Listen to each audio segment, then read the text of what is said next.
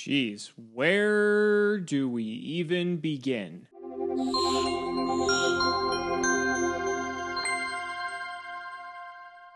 If you've never heard of ulcerative colitis before, I want you to think about a time in your life where you had to shit your living brains out. I'm talking about you had a stomach virus or food poisoning or some event where you could not move 2 inches away from the toilet without absolutely obliterating it because your body had to get everything out. And that's what it's like living with ulcerative colitis, except we experience that on a daily basis. I'm talking about shitting like 8 to 30 plus times a day, every single day. And that's what I've had to deal with for the past 15 years of my life. I think the first memory I have of ulcerative colitis was when I was in high school and one of my best friends came over and we ordered this typical teenager pizza that had 6 different meats and everything you could imagine on it, which you would think naturally would probably not be a good idea for someone who has this condition, but this was before I knew what was going on. So we start pounding into this pizza and think prior to this, I was perfectly normal. I could eat a disgusting pizza like this and be perfectly fine, but this time was different. This time, as we're eating this pizza, I had to sprint to the bathroom and shit my living brains out. And being a typical teenage guy, my best friend's laughing at the whole ordeal, thinking that maybe I had food poisoning or something like that. And that's expected, right? But deep down, I knew that something was different. I knew that this was not like being sick normally. It just didn't feel the same. And I think that was reinforced by the fact that after I came back from the bathroom, 10 minutes later, I had to sprint back to the bathroom and shit my brains out again. And then do that again another 10 minutes later, because I would soon come to realize that essentially everything I was eating on that pizza would be a trigger food for me for my ulcerative colitis that all of a sudden had just manifested out of nowhere. There is another time that I remember not too long after this, before I'd been diagnosed, where I had just learned how to drive, or I just gotten my driver's license, and I decided to take my mom out for a nice brunch for her birthday. And so I get everything arranged, I get the reservations made, and I drive her down. This is like one of the first times I'd ever driven my mom somewhere and like taken her to like this nice brunch. And, you know, we're enjoying this nice, lovely morning/afternoon, and I shit my pants while we are at this place because the bathroom was located way too far away in proximity to where the actual dining area was, because this was actually in a hotel. So as a result of that, I wasn't able to make it to the bathroom, and unbeknownst to me, because I didn't know what the fuck was going on with me at the time, that I couldn't make it. And so it was, you know, in retrospect now, it's like kind of funny because I'd made this nice gesture and wanted to do this nice thing for my mom. And, you know, being my mom, she understood, which I'm really grateful for. And now we have a, you know, better idea of what's going on. But at the time, I was so embarrassed. I was like, this is just demoralizing. This is just like, just get me the fuck out of here, right? So that's just what it's like living with ulcerative colitis on a daily basis. But that's like the short version, right? I mean, just shitting yourself to death is basically part of what comes with it. But I don't think people really discuss all of the other symptoms that come along with it. There's the massive amounts of fatigue, because the shitting doesn't stop just when you're awake. It also carries on through to when you're sleeping. A lot of people who know me personally know that there are many nights where I will wake up multiple times to use the bathroom and just shit my brains out, because that's what ulcerative colitis does to you. And, you know, there are some things you can do to manage that depending on your diet and a myriad of other factors. But I mean, that's just how it is. And so as a result, it affects your ability to actually get deep sleep and truly restful sleep, which means that throughout the rest of the day, you just feel fatigued and you just feel like you want to sleep and nap, because you really only got maybe a couple hours of sleep, of good deep sleep throughout an entire 8 to 9 hour sleep session like most people would. There's also the increased risk of colon cancer. I think as a result of having ulcerative colitis, I have an 8 to 10 times higher likelihood of having colon cancer the more that I age. There's other complicating factors such as sclerosing cholangitis, which we're not going to get into for the purposes of this video, but basically it just like affects the liver. There's joint damage and like osteoporosis, and just all these other complications as a result of the inflammation that affects the intestinal lining, which is what ulcerative colitis is. If you've never heard of it, it's a chronic condition that causes parts of the digestive system or GI tract to become inflamed. And so for ulcerative colitis specifically, the inner lining of the large intestine is inflamed. And so as a result of that, it's causing ulcers and like pus-filled sacs to develop on the inner lining of the intestine, because your body has an immune response, right? Your body is trying to, at all times, from any foreign viruses or things that aren't supposed to be there, when it senses that there's danger and there's something that's not supposed to be in your body, it activates the immune response to be able to counteract that so that way you don't get sick. That's how a normal person's immune response works. But with ulcerative colitis, the difference is that your immune response is active at all times, and it basically is in overdrive, and as a result of that, it's always actively fighting, which is inflaming the inner lining of the large intestine, which is the main part of the body that it affects. It also affects like the rectum, but it's all part of the colon essentially. But my large intestine essentially has been inflamed for the past 15 years. There's different designations. My designation is moderate to severe, and so there are people that have lesser degrees. There's some people that are far off worse than I am. I know compared to when I first had ulcerative colitis back in, when I first was getting these symptoms back in 2006, 2007, I think is when I first recalled them, that they were far and away worse than they are now, because now that I understand more about this disease, I'm able to better manage it.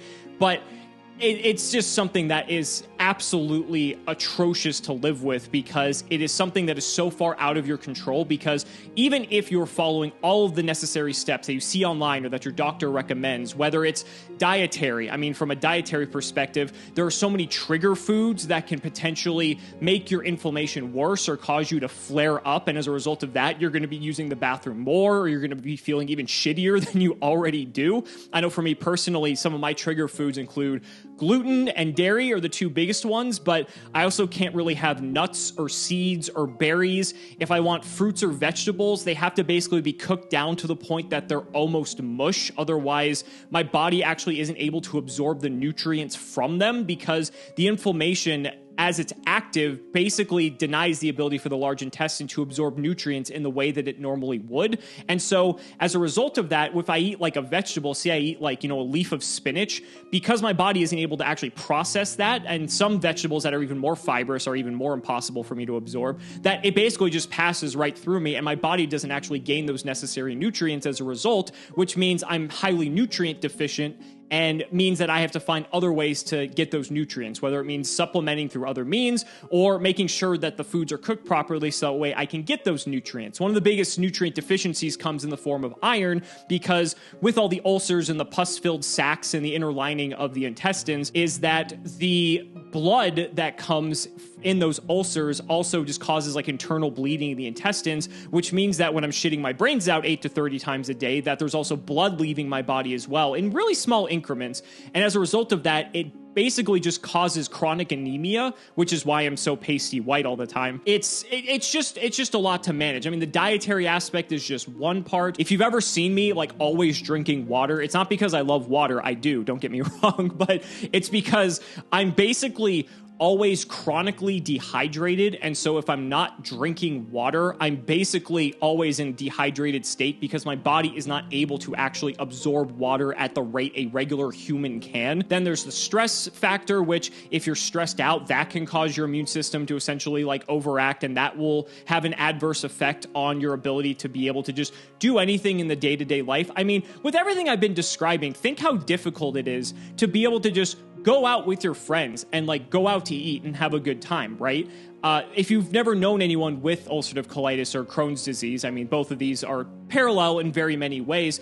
Essentially, we've been psychologically scarred as a result of having these conditions for so long, because we've been in so many uncomfortable situations where there isn't like immediate access to a bathroom. And because we have to shit so often, it gets to the point where I have like a GPS of every single bathroom in the city that I live in, because I need to know where every bathroom is at all different times. And especially I need to know where a backup bathroom is wherever I'm going, because if that bathroom happens to be full, I need to go to the other bathroom, because, I just want to make sure that if anything happens and my UC starts acting up all of a sudden, that I know where I need to go. I need to plan my route. It's like almost like an emergency escape plan, just to be able to go out and have fun with friends. And especially if it's like a dinner occasion, you have to think about what foods are being served and how you can like work around that. bad, and you also don't want to be a bother because at the same time, it's just like this added extra thing that you don't really want to burden them with. We essentially have post-traumatic stress disorder from having to experience these symptoms so often and so frequently, just constantly thinking in the back of our head, are we going to make it to the bathroom? Are we going to make it to the bathroom? Are we going to make it to the bathroom? And so if any of you have ever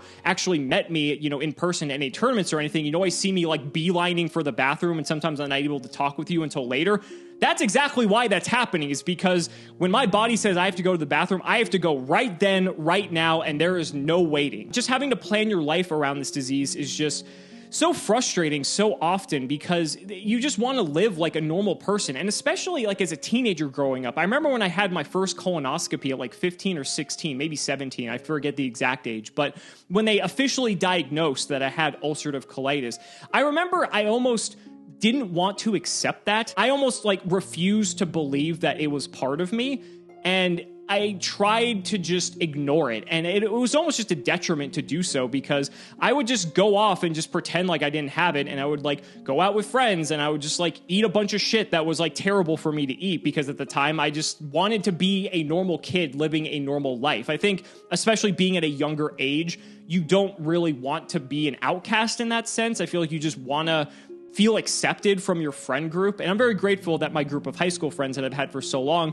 were accepting of that. And it's just frustrating having to deal with that, not even just back then, but even now to this very day. And thankfully, through all the doctors that I've, been able to meet over the time, through all the different treatment options that I've gone through, which, I mean, it's frustrating because there isn't one singular option that allows people with ulcerative colitis or Crohn's to be able to live a regular life. There are plenty of different options through different steroid treatments, through different infusions, through injections. There's a plethora of different options available, but the issue is because it's so individual to the person's genetic makeup, because ulcerative colitis just sort of is this weird combination of like genetics, your immune system, and the environment. And if you just get the unholy trinity of those three, then congratulations, you wound up with an IBD, and there's nothing you can do about it. And so now you have to play medical slot machine to be able to figure out what's going to be the correct cocktail of concoctions that's available to you that will actually potentially put you in remission, and hopefully you can sort of lead a normal life. I can just keep going on, like going out with friends, dating. Oh, don't worry. Dating was an absolute blast with ulcerative colitis, especially both sharing that with individuals, but also like having to deal with it while on the date. Like, oh, here, let's go to this restaurant. I'm going to eat. Give me 1 sec. I'm going to go shit my brains out, come back, and then finish telling me about that story. Yeah, real fun time. Just traveling's always a disaster, because going in a car ride, you don't really have any bathrooms anywhere unless, you're in a place that has like a large town, or you're driving through a place that has many towns, so there's many different stops. But if you're going through more rural areas where it's just dirt and grass and nothing else, then like I guess you could stop on the side of the road and just drop them and just shit in the hole or something. But it's not great. Or airplanes especially too are disastrous, because on an airplane there's like 2 or 3 bathrooms for like 200 to 300 people, depending on how large the plane is itself. It's a lot. It's a lot to manage, and there really is no cure for it. When it comes to the options from a medical perspective of what you can do, I've been under almost every treatment imaginable. There, as I said, there are different steroid treatments, there are injections, there are infusions, and sometimes there's combinations of those in tandem with other pills or different things that you can do to try to tackle the inflammation in the large intestine, to reduce the inflammation, so that way it puts you into remission. And in remission, your symptoms are still potentially there, but almost basically non-existent, so you can sort of lead a normal life. The problem is you can sort of relapse, and then as a result of that, you're going to experience those symptoms again, and it's a bit unpredictable just depending on the wide-ranging variability of the human body itself. So you can't really account for all of these things. I've been under almost every treatment imaginable at this point. I have had different steroid treatments, I've had different infusions, I've had different injections, and I've gone through it all. There is another treatment that a lot of people do, and that is actually just surgery to remove your large intestine altogether. And by doing so, when you remove the large intestine, you effectively remove the colitis because your large intestine's no longer there. But that causes even further complications because it's an irreversible process. It forever changes how your GI tract works. And even though modern medicine has come an incredibly long way that you are able to live without your large intestine, which prior to having UC, I never would have known is even physically possible, they do some finagling of your organs to ensure that your GI tract still works, from one end to the other, but you're never really the same after that. And, there are some people that have actually died as a result of the complications.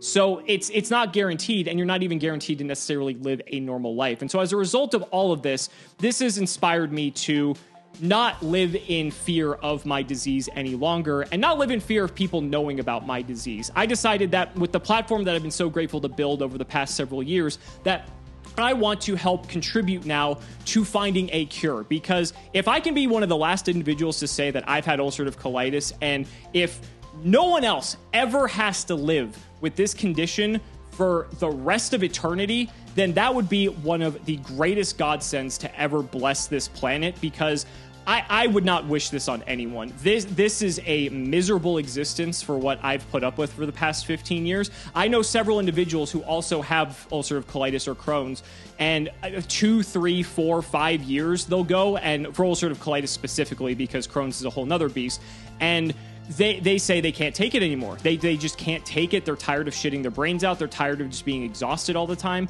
And so they'll just get the surgery. And again, the surgery goes well for them, but again, there's also the complications that come with it. So, 15 years, this is over half my life we're talking about that I've lived with this disease, but I'm tired of living in the darkness of that disease, and I want to do something for the better. So for the entire month of December, I have decided to host the first ever Crohn's and Colitis Foundation charity videothon on my channel. How does it work? Well, down below you will see a link, so you can go ahead and click to donate. And as we hit different milestones for the amount donated, I have made a list of curated pieces of content that some of you guys might be interested in seeing that I will produce as we hit those individual milestones. And hopefully we can get to the total amount by the end of the videothon, which will end on December 31st. And if we do, you will be getting all of these videos in addition to my regularly curated content. So if you're used to seeing progression series, history, jank, all the good stuff you know and love, that's not going anywhere. If we hit these milestones, these are extra videos that I'm going to produce with some of my colleagues or individually just for you guys to enjoy as a thank you for helping raise money and awareness for ulcerative colitis, Crohn's, and IBDs in general. So click the link below to donate now. This is going to be on every single video throughout the month of December. I'm also going to have a little blurb probably at the beginning of each of my videos, so that way I can direct people to this video so that they can know about my story and learn more about ulcerative colitis, Crohn's, and IBDs in general. I'm also going to have links in the description that take you directly to the Crohn's and Colitis Foundation's website, so you can learn more about their organization and also just learn more about Crohn's and colitis generally, because they are vastly complex diseases that a lot of people still don't know that much about, and that way you can educate yourselves and learn more about what it is that we endure on a daily basis. This is something that's been going on behind the scenes this entire time, but I've decided it's time for a change. I've decided that if we're going to find a cure, and if we're going to make it so that I'm one of the last people to have to ever suffer from ulcerative colitis, that I need to have the courage to actually share my story and talk about this publicly, so that way maybe we can find a cure in my lifetime, so that way no one else has to suffer through this like I have. So thank you all so much for watching, and we'll see you next time.